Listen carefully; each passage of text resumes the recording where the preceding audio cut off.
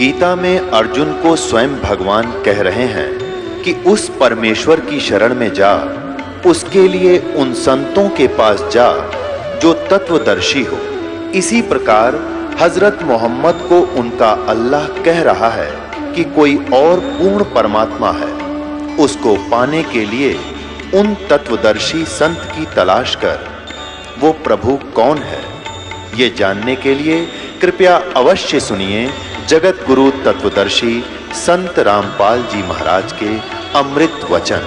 आदि काकी, सैनी, नागी, भुजंगा आदि यानी ऐसी भीमा, बैंकरी, काली, चंडी नाम वाली कन्या के साथ, जैसे गंगा, जमुना आदि ये नाम हो, उससे शादी लड़की से नहीं करें। आगे देखो, विवाह का समय और कौन सा अच्छा है, क्या बता के 16 वर्ष से लेकर 24 वर्ष तक का, 16 वर्ष से लेकर 24 वर्ष तक कन्या और 25 वर्ष से लेकर 48वें वर्ष तक पुरुष का विवाह समय उत्तम है। क्या बताया है कि 16वें वर्ष से लेकर और 25वें वर्ष तक कन्या और 25वें वर्ष से लेकर 48वें वर्ष तक पुरुष, यानी लड़की का 16 से लेकर 25 के बीच की से लड़की का शादी और 25 साल से लेकर 48 वर्ष के का विवाह उत्तम है। आगे देखना। और इनकी फिर नारी नारी डिग्री बताई है कि जैसे इनमें से जो 16 और 25 में विवाह जो तो निष्कृत है, यानी 16 वर्ष की लड़की और 25 वर्ष का लड़का, ये तो घटिया योग है। 18 और 20 वर्ष की स्त्री और 30, 35 व 40 वर्ष के पुरुष का जोड़ा मध्यम है, काम चलाऊ। यानी 18 से लेकर 20 वर्ष तक तो लड़की और 30 से लेकर 40 वर्ष तक का आदमी का भी जोड़ा काम चलाऊ है। और 24 वर्ष की स्त्री और 48 वर्ष का पुरुष का विवाह उत्तम है। 24 साल की लड़की और 48 साल का बूढ़ा होना, इनका वो सबसे उत्तम योग है। आगे देखो। और ऐसे करने से सबका कल्याण होता है। अब थोड़ा सा दिखाऊंगा, ज्यादा तो ऐसे ही शर्म आती है ज्यादा दिखाने में, थोड़ा सा आपको और दिखाएंगे, जिसे वो कहते हैं ना, बस पूत के पैर पालने में पिछड़ जा। अब देवर की परिभाषा दी है महर्षि जी ने। देवर की, जिस विधवा का देवर अर्थात पति का छोटा भाई न हो तो नियोग किसके साथ करे? उत्तर देवर के साथ, परंतु देवर का शब्द जैसा तुम समझते हो वैसा नहीं।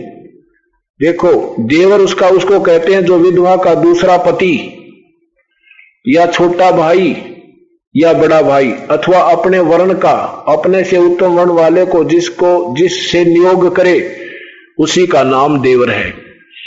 अब नियोग का क्या अर्थ रखा इन्होंने? नियोग का क्या अर्थ बताया है कि विधवा स्त्री शादी नहीं करे किसी दूसरे से, विधवा स्त्री का ब्याह नहीं करना चाहिए। अब मुझे शर्म आती है इस टॉपिक को आपको बताते समय। वो किसी और अन्य जिसकी पत्नी मर गई हो ना, उसके साथ नियोग करे। नियोग कैसा होता है, अब इसका वर्णन भी मैं आपको नहीं कर पाऊंगा, नहीं बताना चाहूंगा। ऐसा गंदा शब्द लिखा है इन्होंने, इसका वर्णन नहीं कर सकते। अब थोड़ा सा और दिखाता हूं, साधारण सा। और भी इसमें ऐसी अभद्र भाषा लिखी है कि जो आम समाज को बताया, पढ़कर भी नहीं सुनाया जा सकता, ऐसा इसने कर्म लिखा है। एक अन्य का ज्ञान नहीं था महापुरुष को। ये देखना, विवाहित स्त्री जो विवाहित पति धर्म के अर्थ प्रदेश गया हो तो 8 वर्ष, यहां लिखा है, और कीर्ति के लिए गया हो तो 6, धनादि कमाने के लिए बाहर गया है, दूर देश में प्रदेश गया है, धन कमाने के लिए रोजगार वश यदि बाहर गया है तो 3 वर्ष बाट देख कर नियोग कर ले, नियोग करके संतान उत्पत्ति कर ले, और जब विवाहित पति आवे तो उस नियुक्त पति ने छोड़ दे। अरे तेरा गजब भैया, हे भगवान। क्योंकि बाहर देश में अगर किसी विदेश में पति चला गया तो और किसी पति के साथ बच्चे पैदा कर ले और उस नाय पाछा उसने छोड़ दे और वो बच्चे फिर उस पति के होंगे, वो गोत्र होगा। अरे तेरा गजब हो, ये काम बिगाड़ रखा 3 साल। और फिर कहा कि किसी का लड़की होती हो, ये देखना, जिस स्त्री के केवल कन्या होती हो, 8वें संतान होकर मर जा, 10वें जब हो तब कन्या पुत्र ना होए तो 11वें और 2 स्त्री अप्रिय बोलने वाली हो तो सद यानी तुरंत उसको छोड़कर दूसरी स्त्री से नियोग करके संतान उत्पत्ति कर ले। किसी की पत्नी लड़ाई करे उसने छोड़ दे, और जिसकी पत्नी का लड़की होती हो, लड़का ना हो, उसने भी छोड़ दे, और किसी के दूसरी से पत्नी पुत्र पैदा कर ले। बता, इतनी अकल थी उसमें।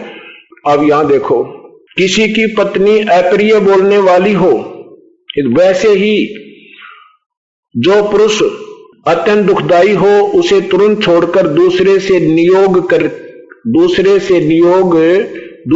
नियोग से संतान उत्पत्ति करके उसी विवाहित पति के दाएं भागी संतान उत्पत्ति कर ले। वह बता, हे भगवान, जो का किसी का पति लड़ाई झगड़ा करता हो ना, भाई दुख देता हो, दूसरे पति तो संतान करके रखो उसकी छाती पे और उसे के दाएं भागी पैदा कर दे।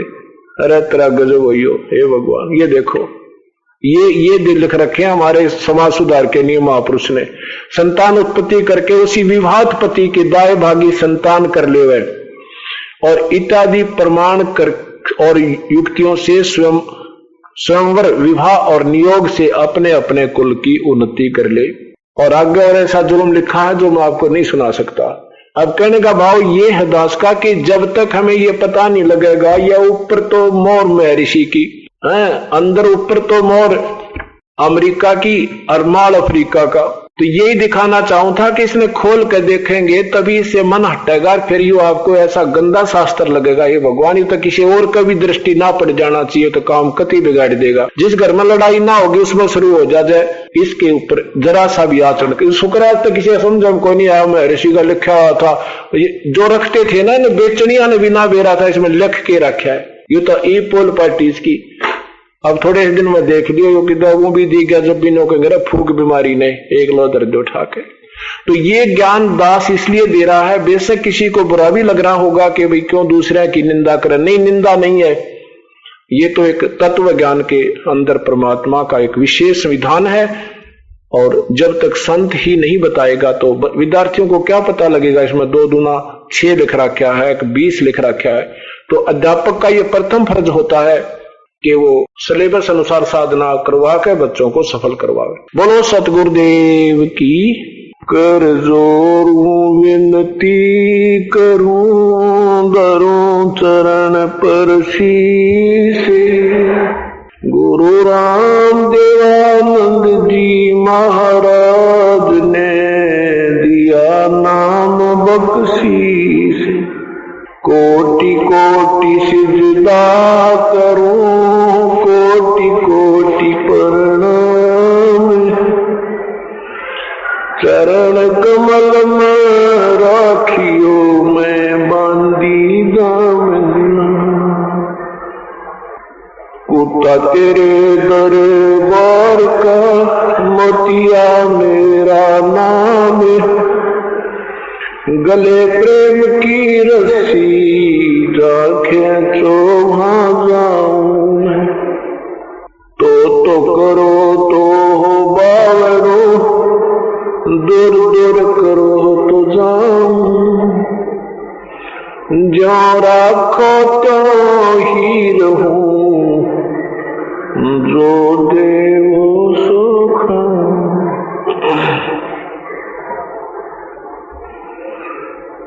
अब गुण किए तो बहुत किए, करत न मानी हारे, भावे बंदा बख्श दियो, भावे गर्दन उतार। अब गुण मेरे बाप जी बख्शो भी बनवाद, जो मैं पूत कपूत हूँ और पिता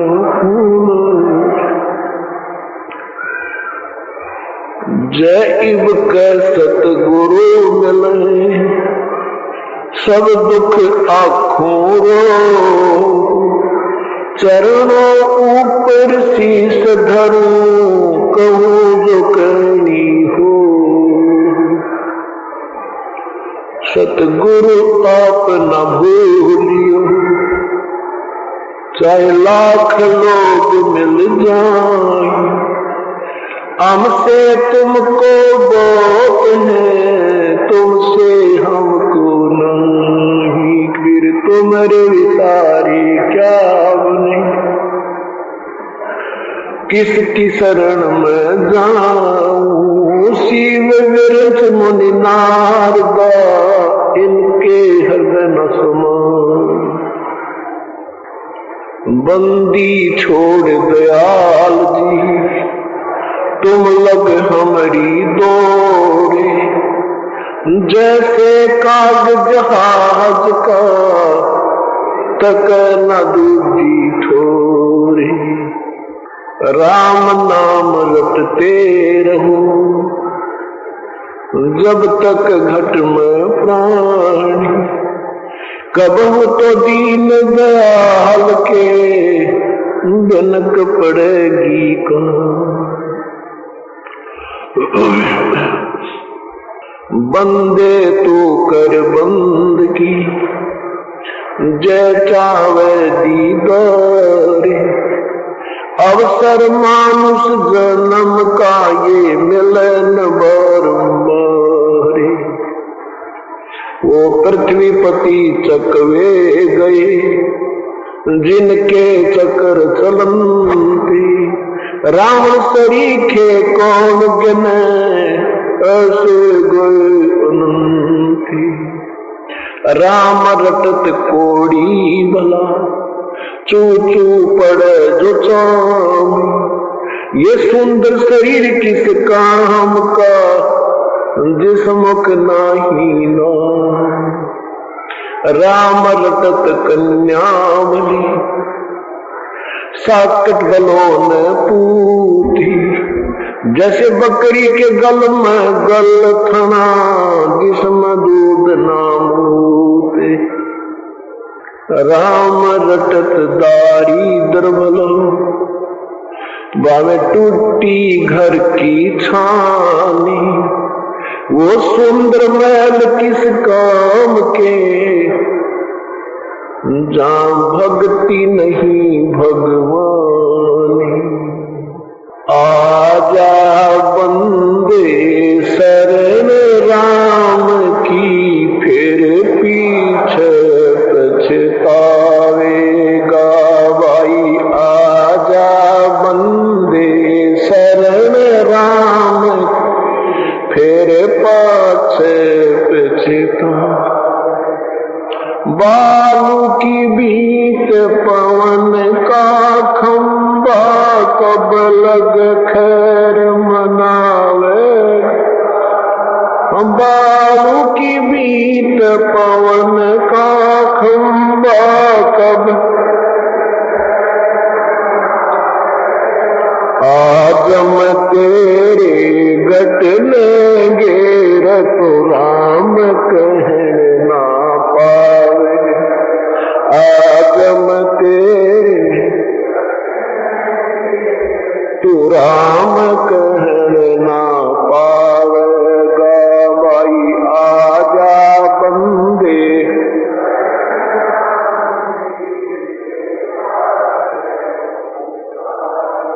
भाई आजा बंदे शरण राम की फिर काल बली तेरे सिर पर बैठा बुझा पकड़ ले जावेगा काल बली तेरे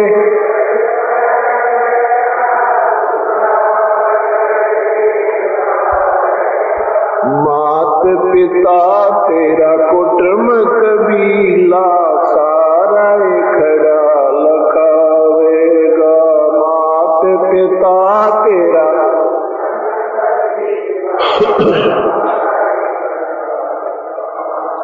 गावाई आजा बंदे शरण राम की, फिर गावाई आजा बंदे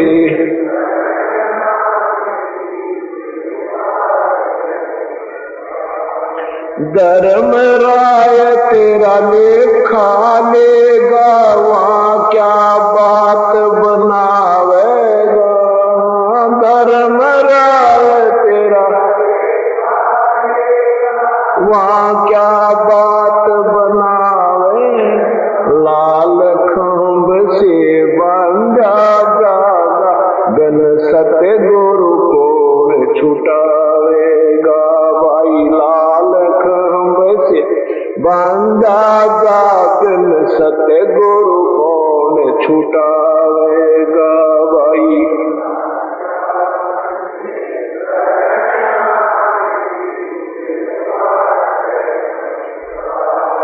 गावाई आजा बंदे शरण राम की, दिया लिया तेरे संग चलेगा, ये दराग क्या रह जावेगा। दिया लिया तेरे संग चलेगा, दराग क्या रह जा। कहे कबीर सुनो भाई साधु, करनी के फल पावेगा। कहे कबीर सुनो भाई साधु, करनी के फल पावेगा। भाई आजा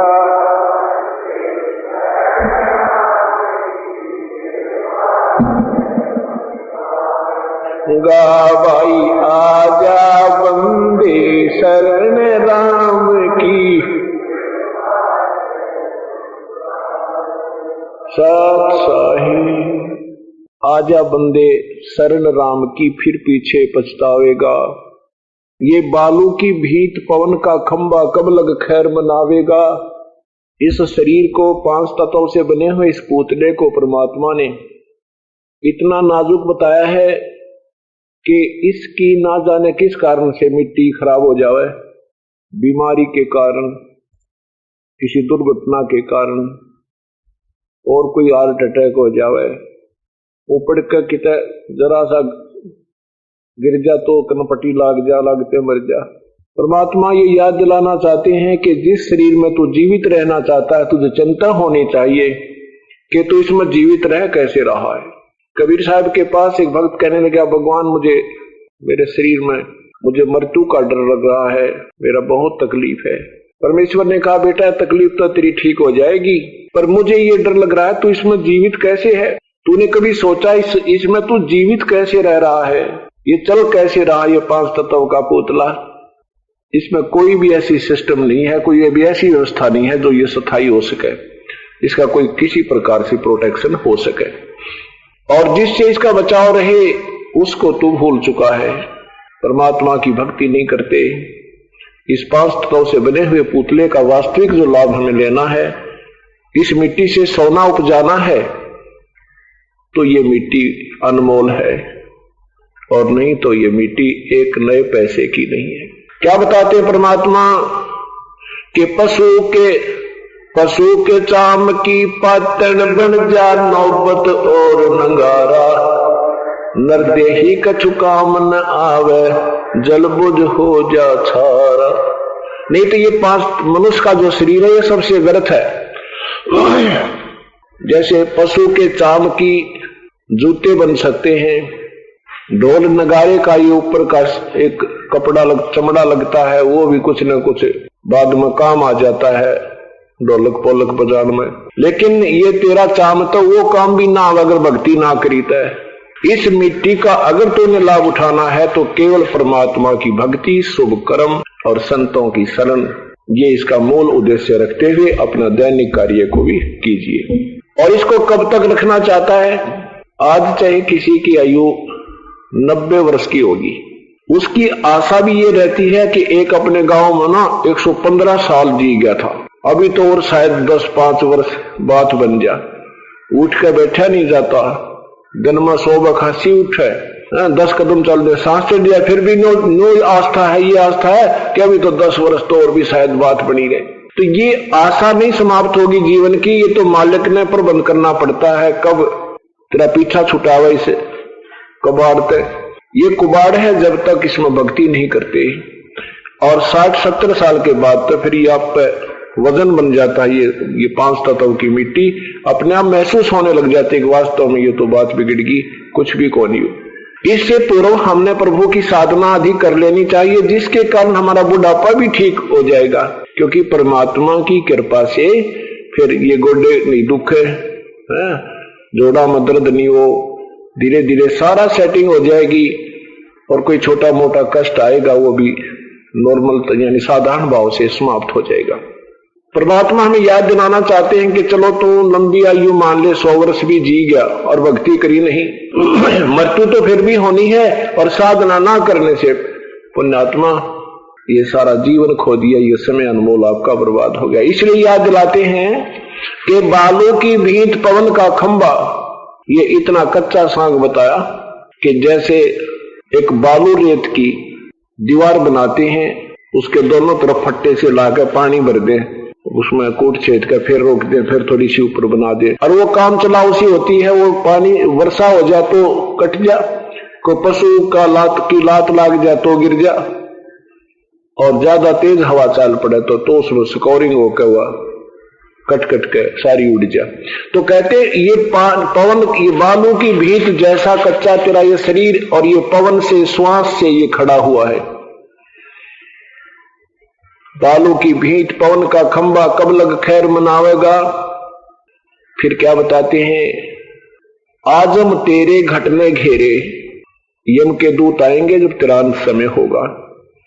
आते ही भक्तिहीन प्राणी के अंदर से जुबान बंद कर देते हैं, वो बोल नहीं सकता, इस संकेत से संकेत करता रहता है, और संकेत करते करते घरवाले तो यूं सोचे कि पिताजी ने कोई धन किसी को देना लेना होगा, वो बताना चाहता है, और उसकी समस्या बनी हुई होती है, बहुत पीड़ा होती है। अंत समय में भक्तिहीन प्राणी का जब ये शरीर छूटता है, इतना दर्द होता है जैसे लाख बिच्छुओं ने एकदम डंक मार दिया हो।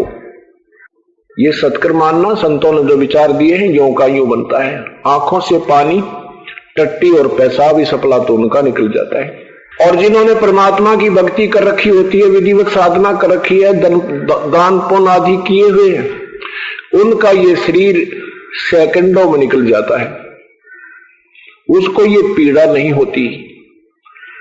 और परमेश्वर अपनी प्यारी आत्मा को सीने से लगाकर ले जाते हैं, जैसे बंदरिया ले जाती है अपने छोटे से बच्चे को, सीने से लगाए फिरती है।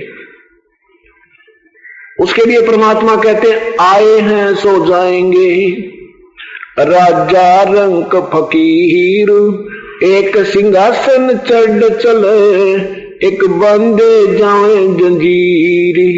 जाना तो सभी ने है, मृत्यु तो हम सबकी होगी, लेकिन हमारी जो मृत्यु होगी वो ऐसी मृत्यु होगी फिर कभी नहीं होगी।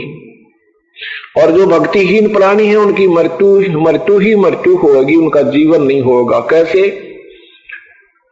जैसे कुत्ता बन गया, वो के जीवन है, कोई जीवन नहीं। मृत्यु की ही फिर मृत्यु होगी, मृत्यु होते फिर नया जीवन जो शुरू होगा वो भी मृत्यु से बदतर ही होगा, गधा बन जाएगा, सुअर बन जाएगा। हम इस परमात्मा की सतभक्ति से, इस क्रिया से, इस करनी से हमारा या तो मानव शरीर ही होगा, और नहीं तो हम सतलोक चले जाएंगे। ये नहीं कि सदा ऐसा ही होता रहेगा, क्योंकि शाम को जो ये लगातार सत्संग सुनना पड़ता है आपको, क्योंकि ये महीने में आपने 2, 3, 4 ये लेक्चर, ये परमात्मा के प्रवचन सुनने को मिलते रहे, लगातार 1-2 वर्ष आप सुनते रहोगे, साथ में ये 7 धार्मिक पुस्तकें जो लिखी हुई इनको पढ़ते रहोगे, फिर आपका कोर्स पूरा हो जाएगा। और ये जो सत्संग अब चल रहा है ये फिर आपके बहुत ही आसानी से समझ में आने लग जाएगा, क्योंकि एक समय 2 घंटे होते हैं, उसमें ज्यादा से ज्यादा ये अपना जो सिलेबस होता है ये कवर करने की चेष्टा ये दास करता है। उसमें दोनों तरह के सत्संग किए जाते हैं। एक तो प्राथमिक जो पहली बार सत्संग में आती है पुण्यात्मा, उनके लिए ये ए फॉर एप्पल ये पढ़ाई जाती है।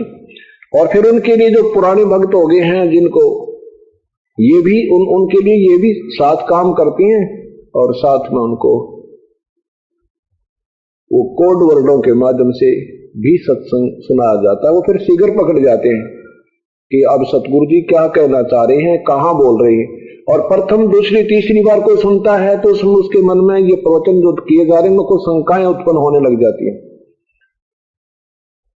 अब जैसे चल रहा है कि हमारा जो जन्म होगा वो मनुष्य का ही होगा, अन्य प्राणी का नहीं होगा। एक तो सबसे बड़ा बेनिफिट इस परम पिता की इस 3 मंत्र के जाप की और साथ में ये प्राथमिक मंत्र आपको दिया जाते हैं, इनसे ये सबसे बड़ा बेनिफिट यानी एक न्यारा लाभ है।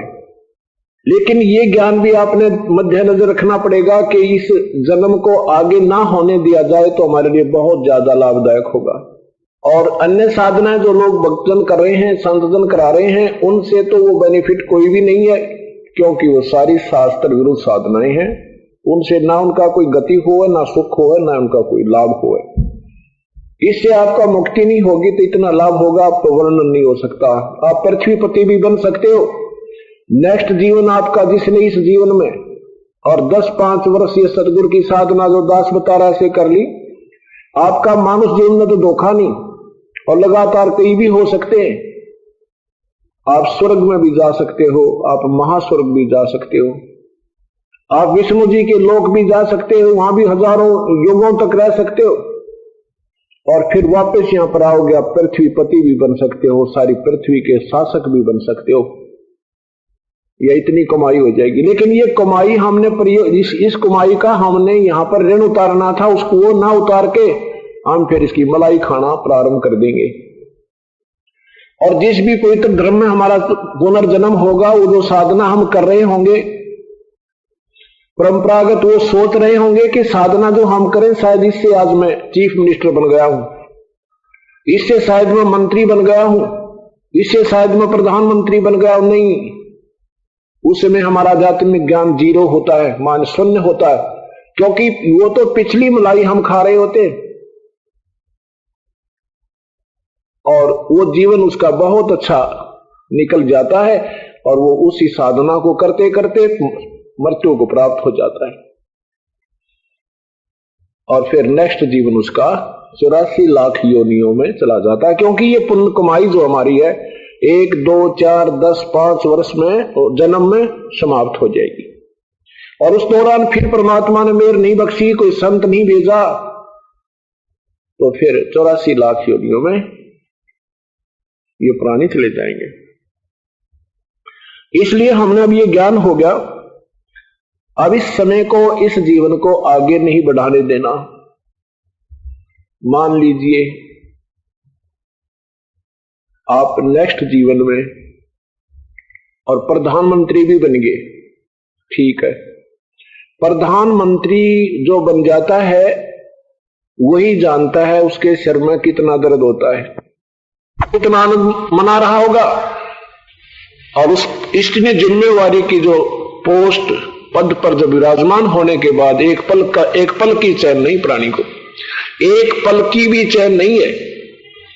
ठीक है, नाम प्रधानमंत्री बहुत ऊंचा और बहुत ही योग्य पद होता है, लेकिन उस जीव को सुख कती नहीं। उसकी नियत होती है कि मैं शुभ कर्म करूं, उसकी नियत होती है कि प्रजा का अच्छी तरह पालन करूं, लेकिन काल बीच में और खुट्टे साथ गाड़ कर रखे। वो चाहता हुआ भी नहीं कर सकता उस कर्म को, शुभ कर्म को, क्योंकि ऐसी समस्याएं बीच में किसी दूसरे के माध्यम से पैदा करवा देता है। तो कहीं मान लीजिए प्रधानमंत्री अच्छी आत्मा के हैं और बढ़िया शुभ कर्म भी कर रहे हैं, लेकिन भक्ति नहीं ठीक कर रहे, तो वो क्या लेकर जाएंगे? मान लीजिए एक फैक्ट्री लगा लेंगे, 20-30 करोड़ रुपया जमा करा देंगे बैंक में, आप मृत्यु को प्राप्त हो जाएंगे, पशु बन जाएंगे। यहां परमात्मा हमें याद दिलाना चाहते हैं कि पुनर्जन्म की आस मत करना, हे भगवान फिर जन्म मत देना मेरे प्रभु। इसी जन्म में अपने इस मिट्टी के हाथ भी रगड़ दो उस परम पिता के चरणों में, इसकी भक्ति और सेवा के अंदर। यहां से पीछा छुटवाओ, जब बात बनेगी। यहां पर कोई प्राणी सुखी नहीं है।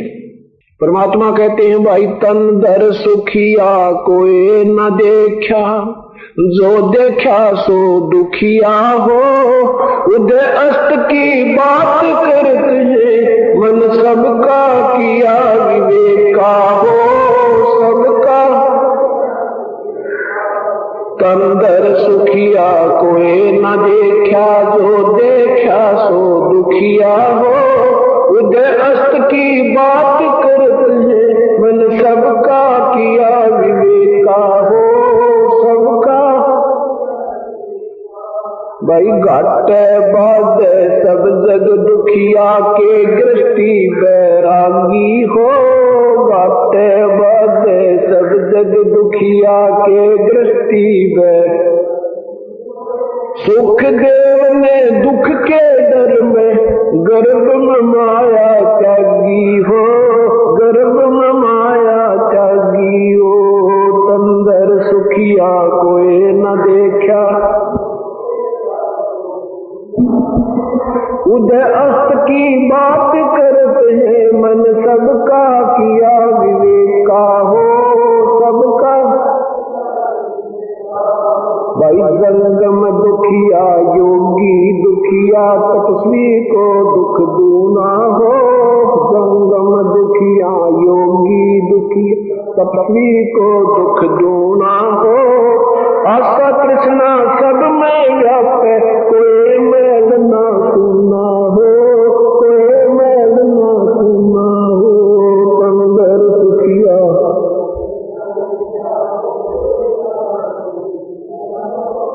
उदय अस्त की बात करते हैं, मन सबका किया विवेका हो। भाई साच कहूँ तो जग ना मान, या झूठ कही ना जाई हो। साच कहूँ तो जग ना मान, झूठ कही ना जाई हो।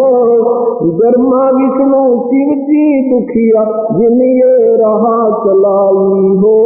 जिन ये तंदर सुखिया कोई न देखा, जो देखा तो। उदय अस्त की बात करते हैं, मन सबका किया विवेका हो। सबका भाई सुरपति दुखिया भूपति दुखिया, रंक दुखी बपरीती हो। सुरपति दुखिया भूपति दुखिया, ये रंक दुखी बपर। कहे कबीर और सब दुखिया, संत सुखी मन जीती हो। संत सुखी मन जीती हो। तंदर सुखिया कोई न देखा, उदय अस्त की बात करती है, मन सबका किया विवेका हो। सुरपति दुखिया भूपति दुखिया, ये रंक दुखी बपरीती हो।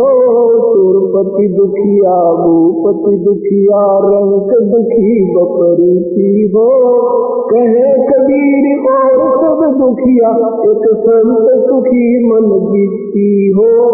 संत सुखी मन जीती हो। तंदर सुखिया कोई न देखा, उदय अस्त की बात करते हैं, मन सबका किया विवेका हो। सबका परमपिता परमात्मा पूर्ण ब्रह्म कबीर परमेश्वर हमें ये याद दिलाते हैं कि इस पृथ्वी पर कोई भी प्राणी, इस 21 ब्रह्मांड में कोई भी प्राणी सुखी नहीं है।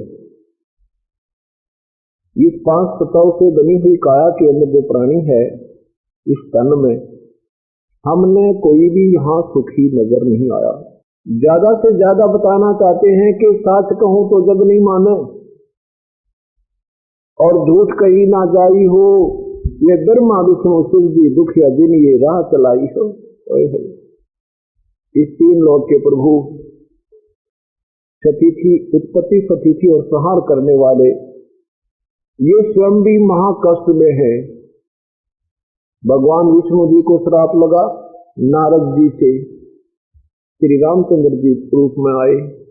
श्री रामचंद्र जी रूप में उन्होंने कोई सुख नहीं, कोई भी सुख जीवन में नहीं प्राप्त हुआ। जवान हुए, शादी हुई, वनवास हुआ, वनवास में पत्नी का अपहरण हुआ। 12 वर्ष तक उस अपनी धर्म पत्नी को छुड़वाने के लिए, रावण की कैद से निकलवाने के लिए संघर्ष रहा। आने के बाद पत्नी का, अपनी धर्म पत्नी का स्वयं ही निष्कासन कर दिया। बच्चे कहाँ, स्वयं कहाँ, वो व्यक्ति कभी सुखी नहीं हो सकता। तो बेशक वो विष्णु जी अवतार थे। तो कहने का भाव यही है, फिर उसी वही परमात्मा फिर श्री कृष्ण रूप में आए। श्री कृष्ण का जीवन देख लो, जन्म से ही कैद में जन्म हुआ, मामा दुश्मन हुआ, कभी केसी मार रहा है, कोई कभी चानौर मारने आ रहा है, कभी पूतना, कभी जरासंध, कभी शिशुपाल। आखिर में मथुरा भी त्याग कर प्रभु ने द्वारका में समुद्र में जाके द्वारिका बना करके शरण लेनी पड़ी। अंत में जब मृत्यु हुई प्रभु की, एक शिकारी ने विषाक्त तीर मारा। प्रभु के सामने ही, तीन लोक के स्वामी के सामने ही पूरा यादव कुल विनाश हो गया, आपस में लड़ मरा। तो बेटे और पोते भी समाप्त हो गए। यहाँ परमात्मा याद दिलाना चाहते हैं कि सच कहो तो जग ना माने, क्योंकि हम ब्रह्मा विष्णु महेश को एक बहुत ही सुप्रीम पावर मानकर आश्रित हो चुके।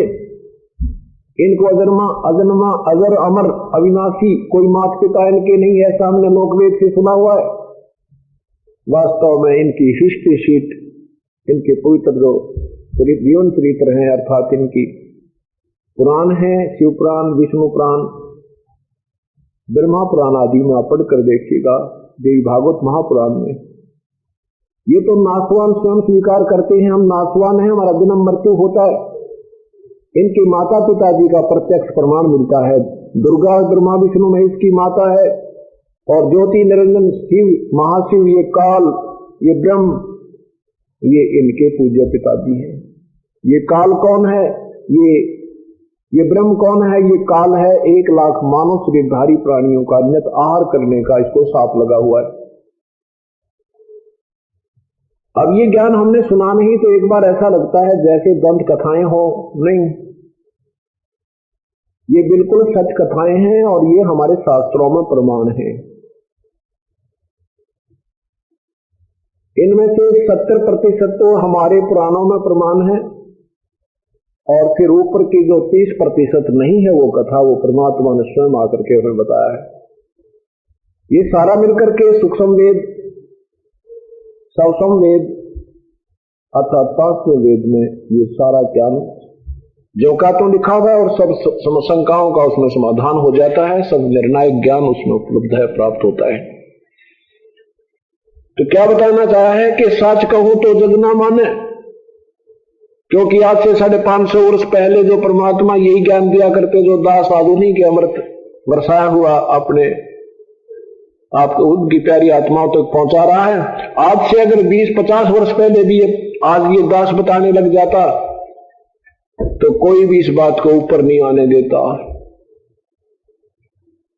सब यही कहते झूठ बोलता है, कहीं नहीं लिखा, किसी वेद में, किसी पुराण में नहीं लिखा ब्रह्मा विष्णु महेश के माता पिता।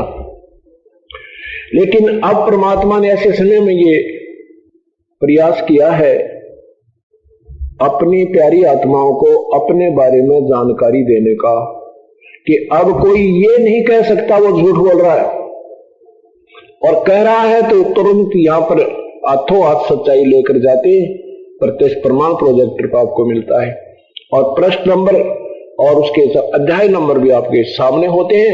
बुद्धिजीवी प्राणी तुरंत देख करके शांत हो जाते हैं। उन आग लगाने वालों की अब पार नहीं बसा रही, उनकी दाल नहीं गल रही।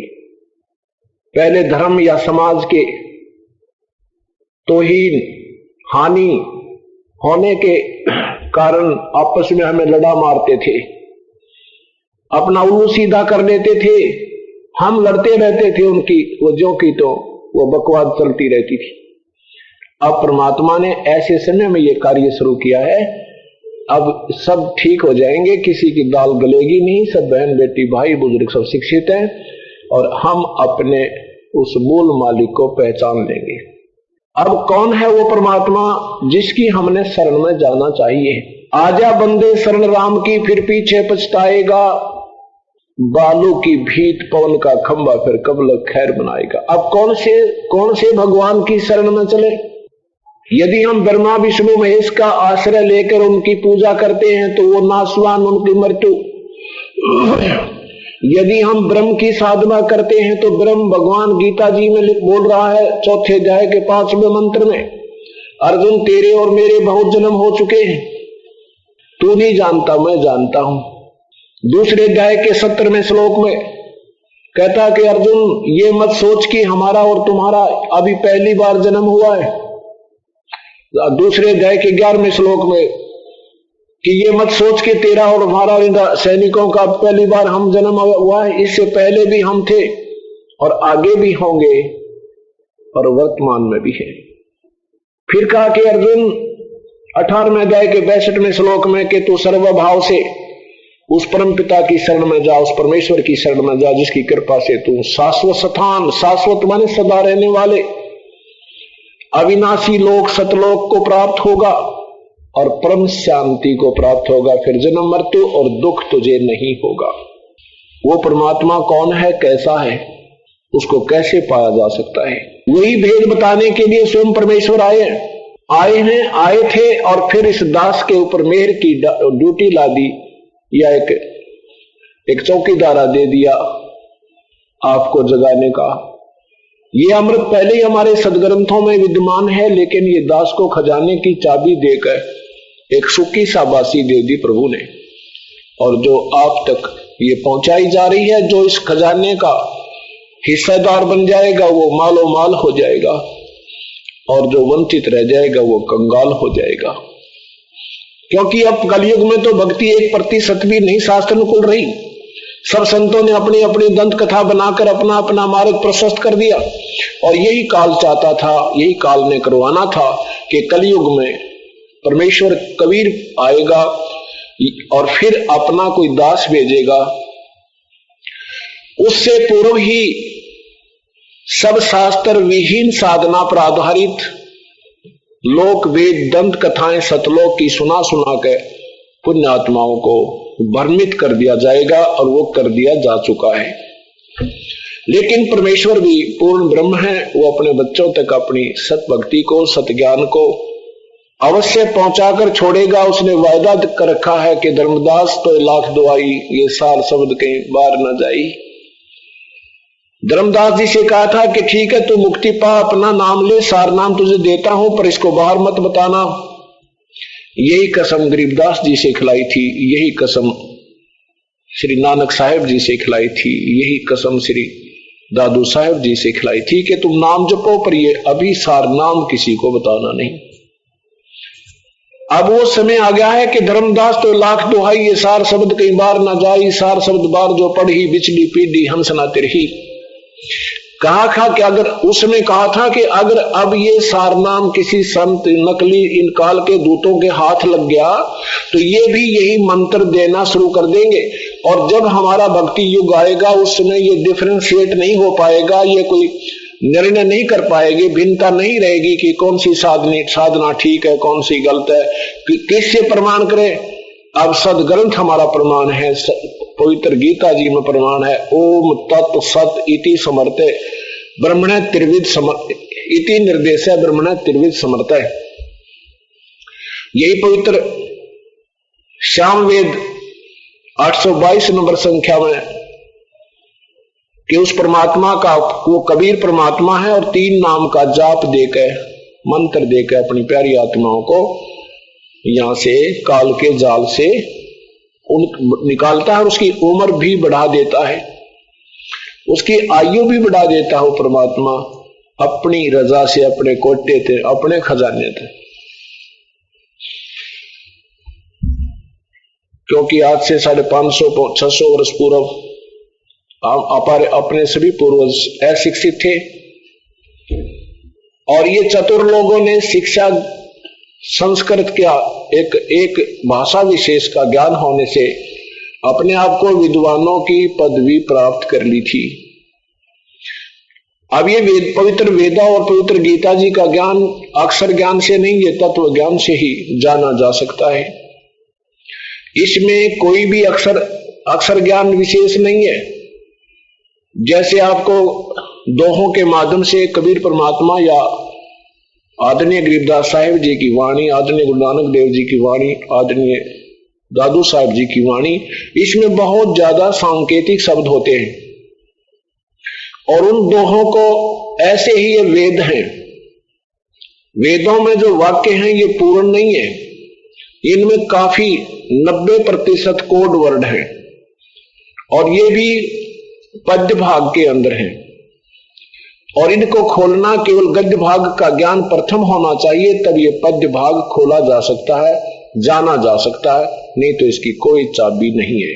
और वो गद्य भाग कौन सा है? जिसमें सृष्टि रचना का ज्ञान और कबीर परमेश्वर की महिमा का पूर्ण रूप जानकारी होनी चाहिए, तब ये पवित्र वेदों और पवित्र गीता जी या सभी महापुरुषों की जिन्होंने परमात्मा पाया उनकी वाणी को हम समझ सकते हैं, उनके अनुसार हम अपना आचरण कर सकते हैं। अभी तक परमात्मा का कोई निर्णय किसी के पास नहीं था, केवल उस परमेश्वर से के अतिरिक्त पवित्र वेदों में लिखा वो सही है, पवित्र कबीर अमृत वाणी में, कबीर वाणी में लिखा वो भी सही है। और जिन महापुरुषों ने परमात्मा का साक्षात्कार हुआ, उन 5-6 महापुरुषों की वाणी दास ने पढ़ी है, उनमें भी ज्यों का त्यों परमात्मा, उनके अतिरिक्त अन्य जितने भी महापुरुष हुए हैं उनकी जो अमृतवाणियां हैं या उनके द्वारा रचे सदग्रंथ है, शास्त्र हैं, वो पूरे खरे नहीं उतरे, वो पूर्ण रूप से नहीं खरे उतरे। हाँ, इतना तो सभी कहते हैं भगवान की भक्ति करो, परमात्मा के भजन के लिए ही मनुष्य जीवन प्राप्त हुआ है, जो भक्ति नहीं करता उसका मनुष्य जीवन व्यर्थ हो जाएगा। ये तो एक साधारण सा ज्ञान आम ही संत और महापुरुष की वाणी में मिल जाता है। परमात्मा की परिभाषा के बारे में वो सब शास्त्र पवित्र वेदों और पवित्र गीता जी और उन महापुरुषों की वाणी से विपरीत ही ज्ञान दे रहे हैं जिन्होंने परमात्मा पाया है। कैसे? क्या बताते हैं कि परमेश्वर निराकार है और ब्रह्म को ही पूर्ण ब्रह्म मानते हैं।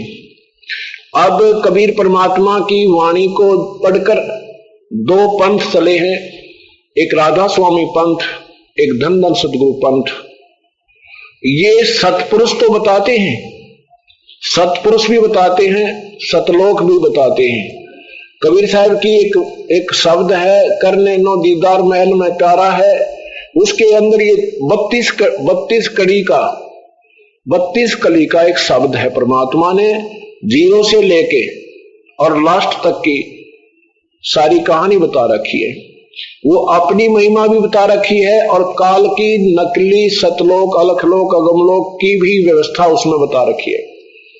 लेकिन इन महापुरुषों ने उस शब्द को पढ़ा, सुना और उसके आधार पर अपनी सोच के आधार से दंत कथाओं की कथाएं अलग से पुस्तकें बना डाली और अंत में परमात्मा सतपुरुष को निराकार बता दिया। कबीर साहब की वाणी को पढ़कर यह तो बता दिया कि करोड़ सूर्य करोड़ चंद्रमा मिला दे, इतना तेज है एक रोमकूप का सतपुरुष का सतलोक में, और अलखलोक में है कि अरब सूर्य मिला दे, अरब चंद्रमा। अलख पुरुष रूप में परमात्मा है, उसकी एक रोमकूप की शोभा है, और अगम लोक में खरब सूर्य खरब चंद्रमा मिला दे, इतनी रोमकूप की, इतना तेज है। और अनामी लोक में अनामी पुरुष रूप में परमात्मा है और उसकी एक रोमकूप की जो है शंख सूर्य मिला दे, शंख इतनी तेज है, इससे भी ज्यादा तेज है, और फिर भी निराकार बता रहे हैं वो। फिर भी परमात्मा को निराकार बता रहे हैं। ये कबीर साहब की वाणी का तो जो का तो विवरण दे दिया, और लेकिन अपनी सोच से फिर भी वहां परमात्मा को निराकार और आत्मा को परमात्मा में समावेश बताया है। ये लोकवेद है, ये बिना अनुभव की कथाएं हैं, उनका कोई उपलब्धि नहीं इन महापुरुषों को। और कबीर परमेश्वर को एक संत बताया है, इन महापुरुषों ने एक संत बताया है, एक भक्त बताया है। और जिन्होंने परमात्मा को पाया है उन्होंने क्या बताया है? आदरणीय गरीबदास साहिब की कथा आपको कल सुनाई थी। उन्होंने क्या बताया है? आंखों देखा हाल बताया है। सब पदवी के मूल है वो सकल सिद्ध है तीरी, दास गरीब सतपुरुष बजो भाई अवगत कला कबीर।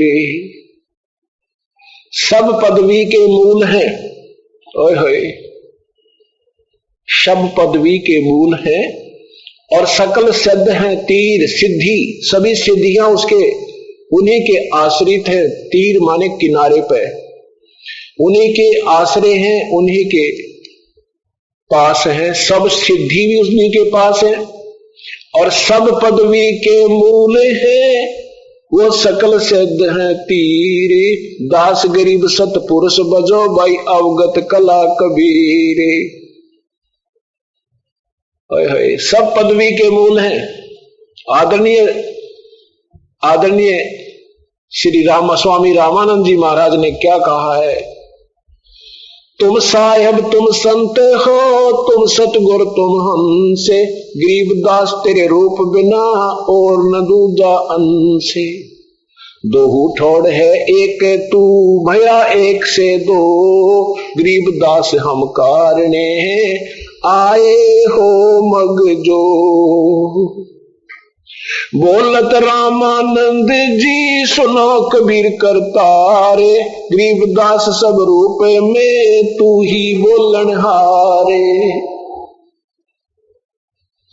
अलल पंख अनुरागे है सुन मंडल रे थीरी, दास गरीब उदारिया सतगुरु मिले कबीर। हम सुल्तानी नानक तारे दादू को उपदेश दिया, जात जुलाहा वेद न पाया वो काशी माए कबीर हुआ। 100 प्रमाण ले सकते हो। परम पिता कबीर साहब ऐसा शरीर है, उसका नाम कबीर है और अपने सदग्रंथ बता रहे हैं। सैकड़ों प्रमाण तो वेद बता रहे हैं, पवित्र वेद बता रहे हैं। क्या बताया? सब पदवी के मूल है, आदरणीय गरीबदास जी बता रहे हैं। और सकल सिद्धि है तीर, दास गरीब सतपुरुष बजो वो अवगत कला कबीर।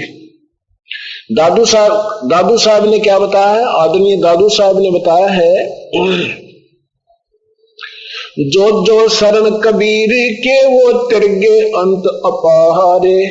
दादू गुण क्या कहूं मुझे कहते न आवे पारे, जिन मोको निज नाम दिया सोए सतगुरु हमारे। दादू दूसरा कोई नहीं वो कबीर सिरजनहारे। आदरणीय मुल्कदास साहिब ने क्या कहा? जय पोरे मन परमेश्वर नाम कबीर, जय पोरे मन परमेश्वर नाम कबीर। काशी तज गुरु मगहर पहुंचे वो दोनों दीन के पीर। काशी तज गुरु मगहर पहुंचे वो दोनों दीन के पीर। कोई गाड़े कोई अग्न जरावे, ढूंढा ना पाया शरीर। जपोरे मन परमेश्वर नाम कबीर, जपोरे मन साहेब नाम कबीर। दास मलोक सलोक कहते हैं, खोजो हो खसम कबीर। जपोरे मन साहेब नाम कबीर। चार दाग से सतगुरु न्यारे वो अजरो अमर शरीरे। चार दाग से सतगुरु न्यारे वो अजरो अमर शरीरे। दास मलूक सलूक कहते हैं खोजो खसम कबीर। जपोरे बोले साहेब नाम कबीर। जपोरे बोले परमेश्वर नाम कबीर। आदरणीय धर्मदास साहब जी कहते हैं आज मोहे दर्शन दियो जी कबीर। आज मोहे दर्शन दियो जी कबीर। सतलोक से चलकर आए, सतलोक से चलकर आए काटन यम की जंजीर।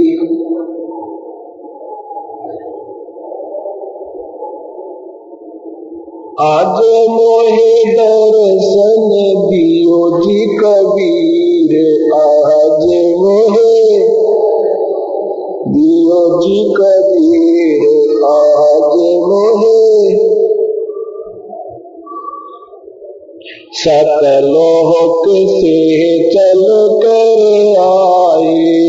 सतलोक से चल काटन यम की जंजीर। आज मुझे दर्शन दियो जी कबीर। आज मुझे अमृत भोजन मारे सतगुरु जी में। अमृत भोजन मारे सतगुरु शब्द दूध की खीर। आज मुझे दर्शन दियो जी कबीर। आज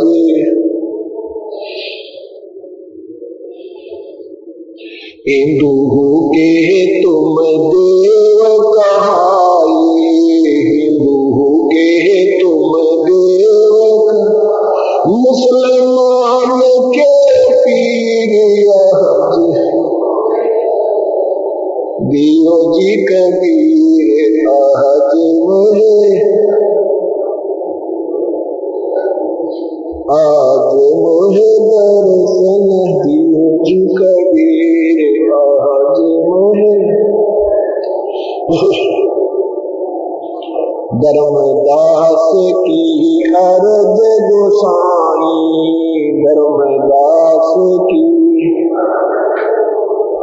केवल नाइयों पर में तीर।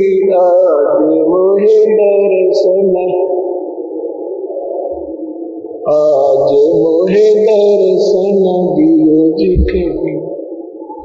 आदरणीय गुरु नानक साहब जी क्या कहते हैं? एक अर्ज गुफ्तम पेश तोतर तो दर कून करतार। ओए होए हक्का कबीर करीम तू बेऐब परवरदिगार।